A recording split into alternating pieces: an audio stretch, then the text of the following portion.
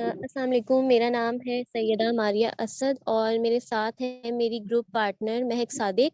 आज जो हमने वेबिनार कंडक्ट किया है उसका मौजू है तलाक के बाद तलाक याफ्ता औरतों के साथ पेश आने वाले मसाइल। इस वेबिनार में हमारे साथ हमारी रहनुमाई के लिए मौजूद हैं हमारी मेहमान मिस डॉक्टर अनम शाहिद। आप पीएचडी क्लिनिकल साइकेट्रिस्ट हैं और आजकल यूएल की टीचिंग हॉस्पिटल में सर्व कर रही हैं। तो चले हम अपने सवाल जवाब का सिलसिला शुरू करते हैं। अस्सलाम वालेकुम डॉक्टर। वालेकुम सलाम।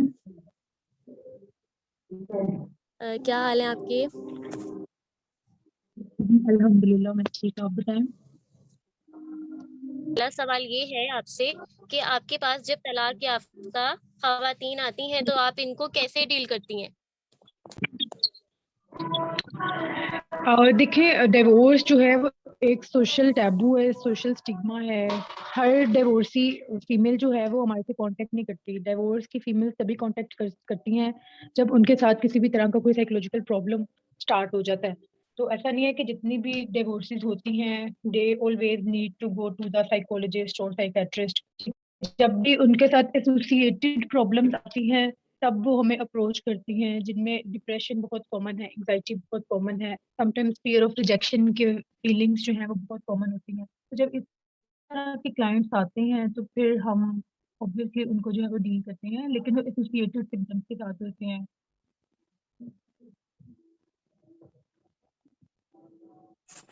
जी ठीक है। अगला सवाल आपसे महक सादिक पूछेंगी। जी प्लीज। आपके ख्याल में डाइवोर्स के पॉजिटिव और नेगेटिव इम्पैक्ट्स क्या हैं सोसाइटी के ऊपर? देखिए, जैसे कि मैंने अभी इनिशियली बताया है कि डिवोर्स जो है वो हमारी सोसाइटी में एक स्टिग्मा समझा जाता है। जो भी डिवोर्स के साथ होता है उसकी फिजिकल हेल्थ, साइकोलॉजिकल हेल्थ, उसकी जो ओवरऑल फंक्शनिंग है वो इम्पेयर हो जाती है। डिवोर्स वालों को इतनी एक्सेप्टेंस नहीं दी जाती सोसाइटी में, जिसकी वजह से उनका सर्वाइव करना सोसाइटी में काफ़ी प्रॉब्लमेटिक हो जाता है।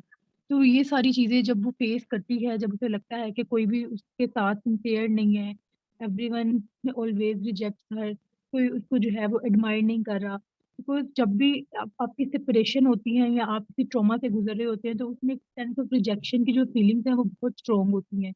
उसकी वजह से आपकी different sort of mental illnesses जो हैं वो स्टार्ट हो जाती हैं, जिनमें एंग्जायटी बहुत कॉमन है, जैसे मैंने पहले भी बताया। सैडनेस बहुत कॉमन है, बहुत सारी फीमेल्स जो है वो आइसोलेटेड रहना शुरू हो जाती है, लेकिन बहुत सारी फीमेल्स जो हैं वो नॉर्मल लाइफ की तरफ आ भी जाती हैं बिकॉज़ उनका फैमिली सपोर्ट सिस्टम जो है वो बहुत स्ट्रॉन्ग होता है। तो ये individual to individual, couple to couple vary करता है। कुछ लोग जो हैं वो इसको एज़ अ पॉजिटिव मैनर भी कंसीडर करते हैं बिकॉज़ जब आप एक टॉक्सिक रिलेशनशिप में होते हैं, सेपरेशन की नौबत तभी आती है जब आप एक रिलेशनशिप में रह के अपने आप को जो है वो एम्पावर्ड फील नहीं करवा रहे होते। आप अपने आप को जो है वो ऐसे लग रहा होता है कि आप किसी बर्डनाइज्ड रिलेशनशिप में हैं, आप किसी टॉक्सिक रिलेशनशिप में चले गए हैं। लोग आपको लोग आप पे इम्पोज़ हो रहे हैं, आप पे डोमिनेंट होने की कोशिश कर रहे हैं। तो जब पर्सनैलिटी क्लैशेज़ वाले इश्यूज़ आते हैं या अदर सॉर्ट ऑफ इश्यूज़ आते हैं, या एक पर्सन की पर्सनैलिटी जो है वो सबमिसिव और एक की पर्सनैलिटी जो एग्रेसिव या डोमिनेंट है, फिर वहाँ पे एक्सेप्टेंस के प्रॉब्लम्स आ जाते हैं, तो फिर वहाँ पे टॉक्सिसिटी स्टार्ट हो जाती है। तो उस टॉक्सिसिटी से बचने के लिए जब आप सेपरेट होते हैं तो most of the couples they feel in a positive manner. और बहुत सारे कपल्स जो हैं जिनकी शादियाँ जो हैं वो बाय फॉर्चुनेट या अनफॉर्चुनेट जो है वो सेपरेशन की तरफ चली जाती हैं, तो वो एक नेगेटिव इम्पैक्ट जो वो डालती है। ऑब्वियसली ओवरऑल सोसाइटी पे भी उसका नेगेटिव इम्पैक्ट आ रहा होता है। और उसके अलावा जो है उनकी अपनी पर्सनल हेल्थ पे, फिजिकल हेल्थ हो, साइकोलॉजिकल हेल्थ हो, ओवरऑल फंक्शनिंग हो, डेली लाइफ एक्टिविटीज हो, तो सब चीज़ें इम्पैक्ट होती हैं। अल्टीमेटली जो एक पर्सन है उसकी पर्सनालिटी जो है वो फ्लक्चुएट करती है आफ्टर दैट ट्रॉमा। तो पॉजिटिव और नेगेटिव दोनों ही तरह के इफेक्ट्स जो हैं वो सोसाइटी में पाए जाते हैं रिगार्डिंग द डिवोर्स फीमेल और मेल और कपल।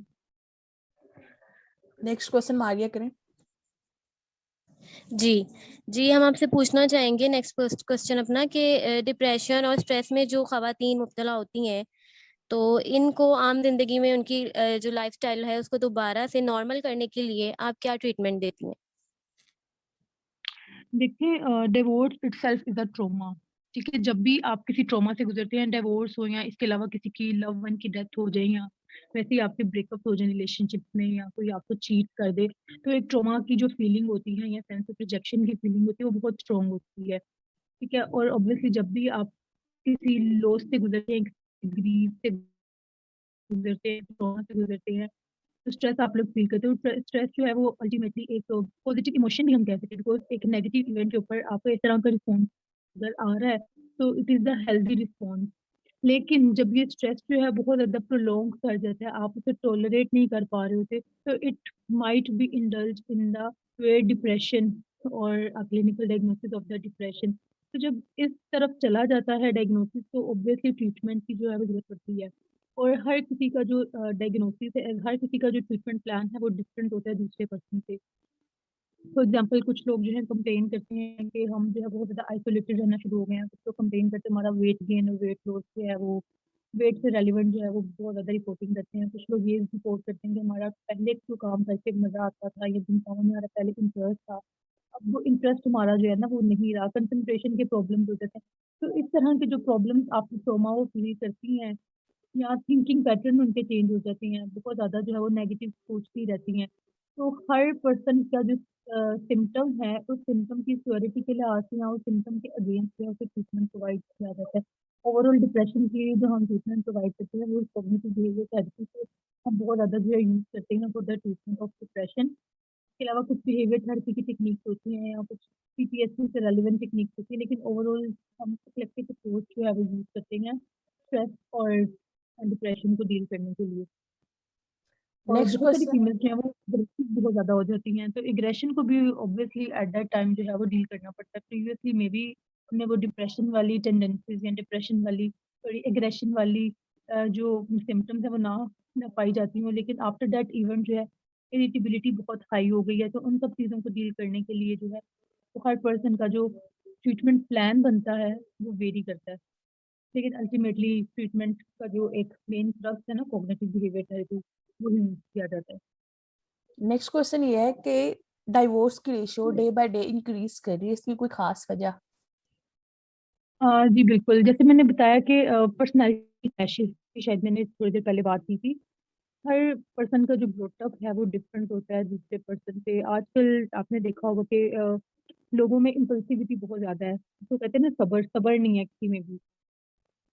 उन सारी चीज़ों की वजह से जो है वो काफ़ी ज़्यादा एक्सेप्टेबिलिटी बहुत कम है, एक्सेप्ट नहीं करना चीज़ों को, बस जो चीज़ चाहिए वो चाहिए, दूसरे पर्सन के पर्सपेक्टिव को नहीं समझना, जो हम समझ रहे हैं दैट इज़ द एक्चुअल, फिर दूसरा कह रहा है वो ऑब्वियसली मेरे अगेंस्ट ही कह रहा है। एक ये बहुत मेन रीज़न है, और दूसरी एक मेन रीज़न ये है कि इवन शादी के बाद भी females are always dependent on their mother's.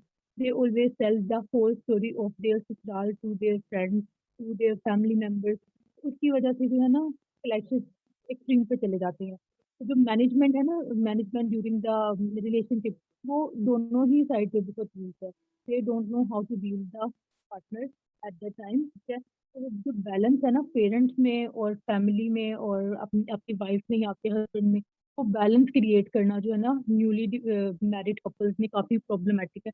Even जो ओल्ड मैरिड कपल्स हैं उनमें भी प्रॉब्लम्स होती हैं, लेकिन दे नो कुछ फैमिली की तरफ से प्रेशर आ रहा होता है कि आपने जो है वो सर्वाइव करना ही करना है, फोर्सफुली। ऑब्वियसली किसी हद तक वो भी गलत ही होता है, लेकिन ये जो आजकल डिवोर्स की रेशियो बहुत ज़्यादा हो रही है, अकॉर्डिंग टू मी यही है कि आप जो है आपकी इम्पल्सिविटी बहुत ज़्यादा, टेम्परामेंट के बहुत सारे इश्यूज हैं। इसके अलावा जो है आपकी पेरेंटिंग स्टाइल, पेरेंटिंग आप किस तरह से होती है, आपका ब्रोटअप किस तरह से होता है, तो आपको ये सारी चीज़ें सिखाई नहीं जाती। इवन लव मैरिजेस के बाद भी डिवोर्स की रेशियो जो है वो काफ़ी ज़्यादा है, जस्ट बिकॉज ऑफ के अंडरस्टैंडिंग के प्रॉब्लम्स काफ़ी ज़्यादा होते हैं।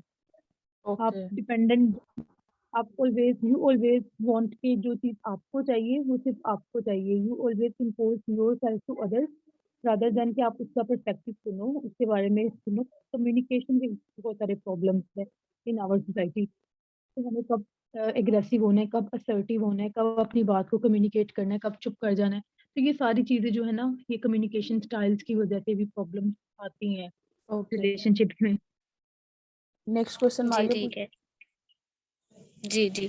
तो अगला क्वेश्चन हमारा आपसे है कि तलाक के बाद जो ख़वातीन आपके पास आ रही हैं या आती हैं, जो केसेज़ आते हैं, उनमें सबसे ज़्यादा किस नौइयत के केस आपके पास आजकल आ रहे हैं, या आप देखती हैं कि इस तरह के केसेस ज़्यादा जो है ना आने शुरू हो गए हैं हमारे पास? अ, जी बहुत सारे केसेस, जैसे मैंने आपको बताया कि एक सेंस ऑफ रिजेक्शन वाली फीलिंग के बहुत सारे केसेस में है, वो थिंकिंग पैटर्न चेंज होना शुरू हो जाता है ना। अगर आप पहले कहीं न कहीं पॉजिटिव रहे भी हुए हैं, तो नेगेटिविटी आपके अंदर जो है वो आ जाती है। और जब भी कोई ट्रॉमा से गुज़रता है, तो उसके साथ-साथ कुछ नेगेटिव इमेजेस भी एसोसिएटेड होती हैं। तो इस तरह के प्रॉब्लम्स के साथ जब फीमेल्स आती हैं, लाइक सीवियर डिप्रेशन जब वो रिपोर्ट करती हैं, क्लिनिकली डायग्नोसिस में वो चली जाती हैं, तो फिर ऑब्वियसली उनको डील करना जो है वो थोड़ा-सा अ टेक्निकल भी हो जाता है एट द सेम टाइम। लेकिन ये है कि it takes time, but they always recover.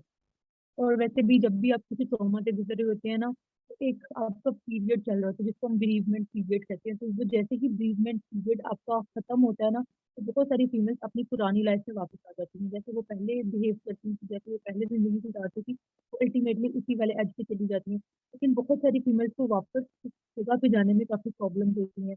तो इसमें जो है वो हम फैमिली काउंसलिंग वगैरह को भी बहुत ज़्यादा कंसीडर करते हैं। फैमिली सपोर्ट बहुत इम्पोर्टेंट होती है।